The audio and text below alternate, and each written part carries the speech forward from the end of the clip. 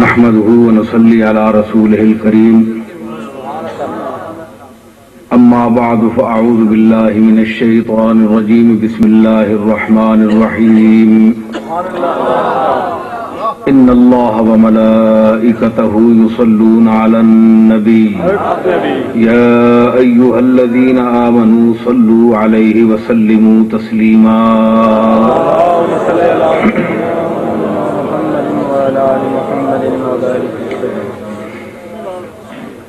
سامعین محترم، علماء گرامی قدر،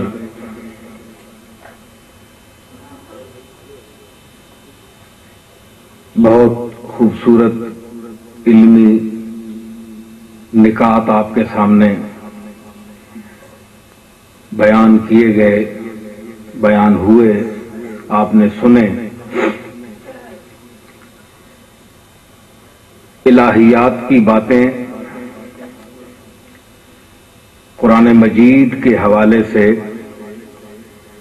آپ کے سامنے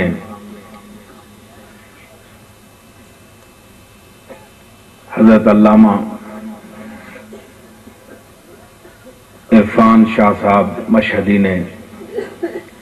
پیش فرمائی۔ جیسا کہ میں نے عرض کیا کہ یہ الہیات کی باتیں ہیں، لیکن میں ان کے نام کے حوالے سے انہیں عرفانیات بھی کہوں گا، کیونکہ میں اب مختصر بات کروں گا، بہت رات گزر چکی ہے اور ان کی جامع گفتگو کے بعد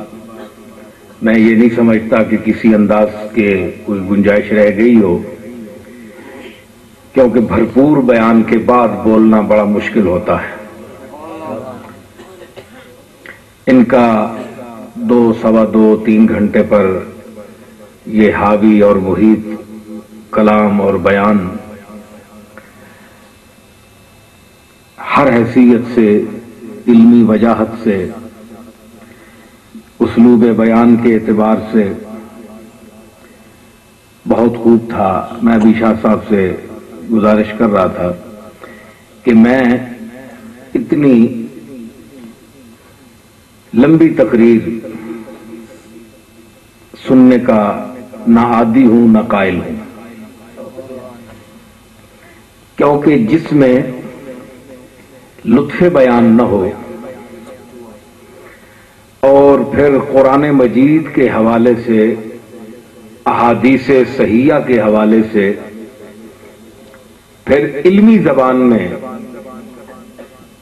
اصطلاحات کی زبان میں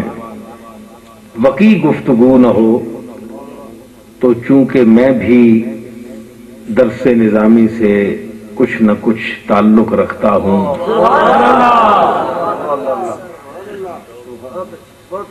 اور اس وادی پرخار سے میں بھی گزرا ہوں، میں یہ نہیں کہتا کہ میں آپ سے زیادہ شاہ صاحب کی باتیں سمجھ سکا ہوں، لیکن میں اتنی گزارش کروں گا کہ اس سٹیج پر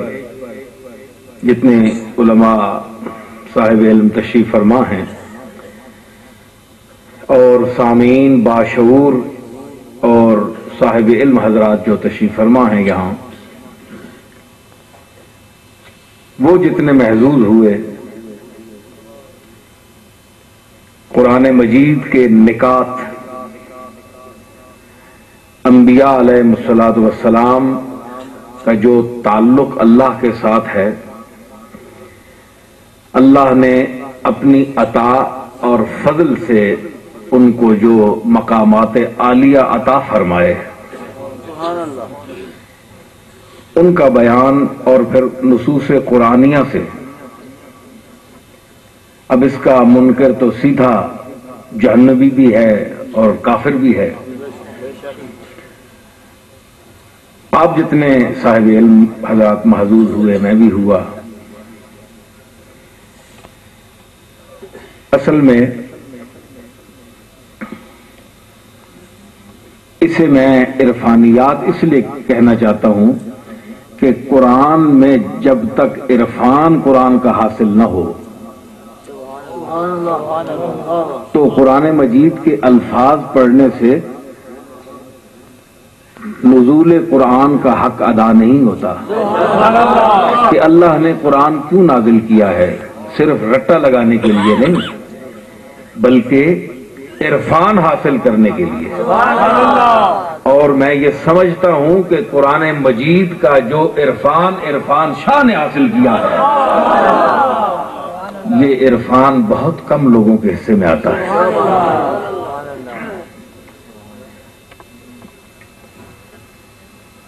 میں مناظر اسلام تو نہیں ہوں، ناظر مناظر اسلام ضرور ہوں۔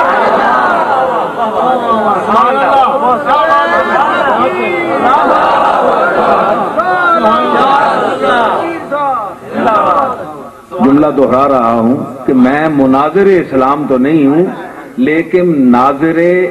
مناظر تعلیمات اسلام ضرور ہوں۔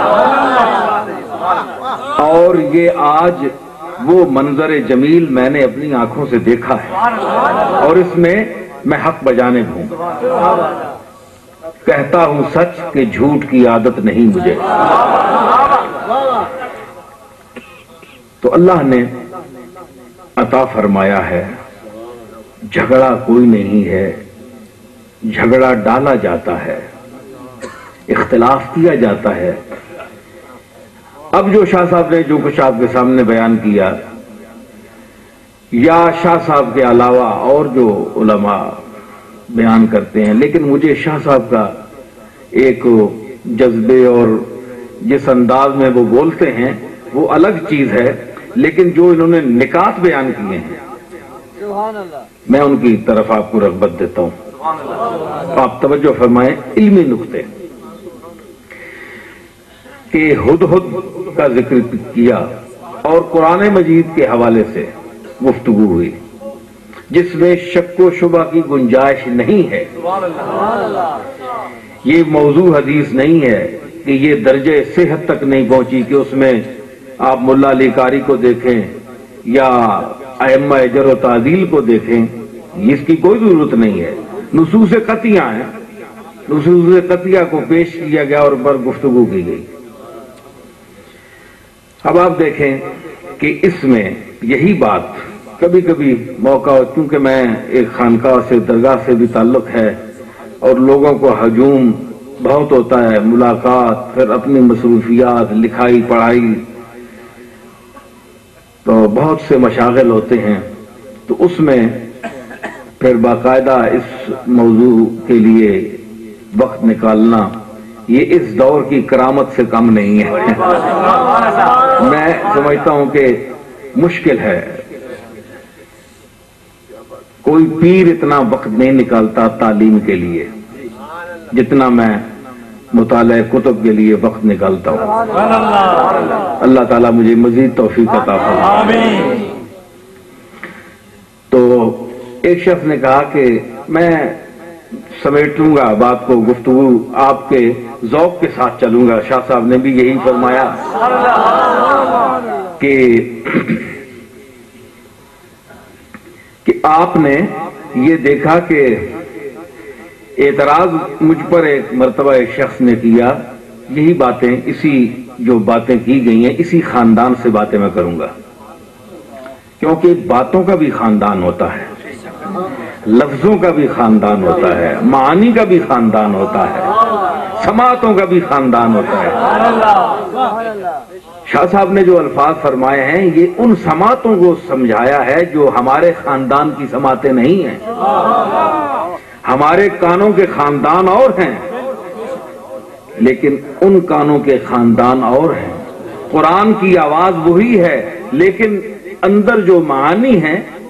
ان کا مفہوم بکھر گیا ہے۔